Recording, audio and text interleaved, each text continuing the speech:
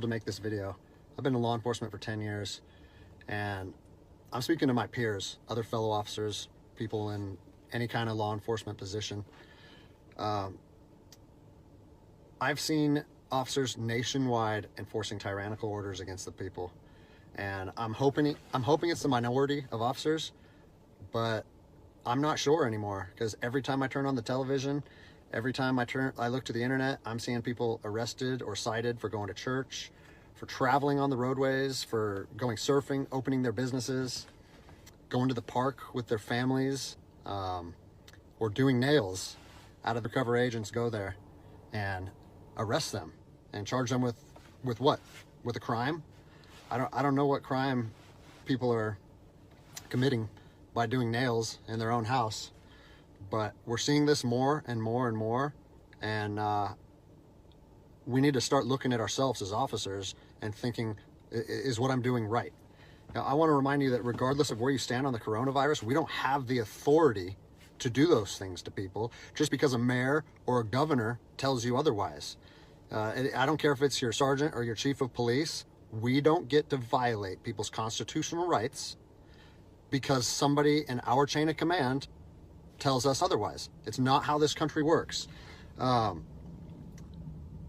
Those are de facto arrests. You know, we're violating people's rights and taking money from them, or even worse, arresting them and depriving them of their freedom when they are exercising their constitutional rights.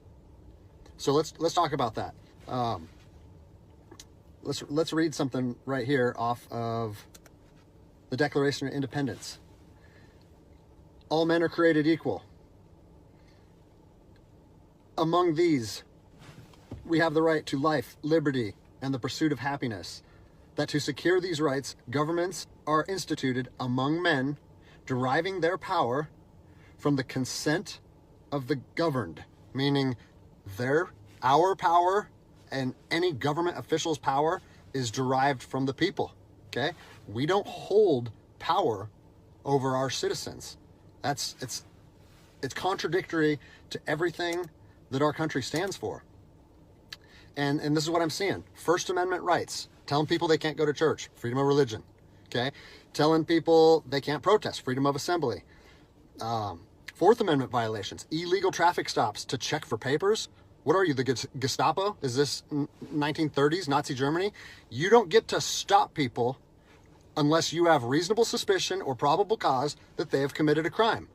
And I know people that have personally been stopped saying, we want to see papers showing that you're essential. David, you have a phone call. That is not how our job works, okay? What really has been pissing me off lately is the fact that these officers that are going out here and enforcing these tyrannical orders, what they're doing is they're making my job and my safety, or they're putting my job and my safety at risk. Because what you're doing is you're widening the gap between public trust and law enforcement officers. And what that's going to do is it's going to, I mean, look at what's happened to law enforcement in the last 10 years. Less and less public trust, and more often than not, that is a result of isolated incidents that get blown out of proportion. They're not isolated anymore. They're happening every single day. And the thing that I want you guys to realize is that our power that we hold as law enforcement officers, it's nothing more than a facade. It's a badge and a gun. And people, you don't realize, if you haven't lived in anarchy, if you haven't seen combat, things can be stripped from people in a heartbeat. And that's what I'm afraid of. I'm afraid that these actions are going to wake a sleeping giant, i.e. the American people, okay? They are going to be put in a position where they won't have their rights trampled anymore. And us as law enforcement officers, we'll have our ability to enforce the law stripped from us in about 10 minutes, okay? I think what is going to happen if this continues is we're going to see bloodshed in the streets, okay? I don't want to see bloodshed in the streets on either side of this coin. I don't want to see fellow officers get injured or killed, and I certainly don't want to see citizens get injured or killed. And I promise you, most of you out there doing these these tyrannical acts against our citizens, you're not ready for combat. You're not mentally or physically ready for combat in the first place. I promise you, you don't want to go through that. And I hope I never have to go through that again. You don't get to just say, well, I'm doing this because I was told to do so, or I'm following orders, or I need to keep this job. Guess what? I need to keep this job more than anybody. I have 3 young children. I have 2 houses. Like, I have the same sob story that the rest of you guys have. But my personal choices and my living arrangements, no matter what they are, don't allow me to trample on people's rights. And I don't understand why that concept is so hard for people to understand. Listen, you need to stand up for what's right. You need to, if you're part of a department or an agency that is asking people or asking their officers or their deputies to impose on people's rights and infringe on their freedoms, you need to step up and say, no, that's not me. That's not what I signed up for, and that's going against my oath. And if that costs you your job, so be it. At least you'll be able to look at yourself in the mirror at night. I've already expressed this to my department. And luckily for me, I come from a department that I feel like my chain of command shares my view, but I don't care what department you're part of or what your chain of command thinks. You don't get to trample on people's liberty. And so, as a special operations veteran, I've fought on the streets of Iraq under the U.S. government's guise of freedom.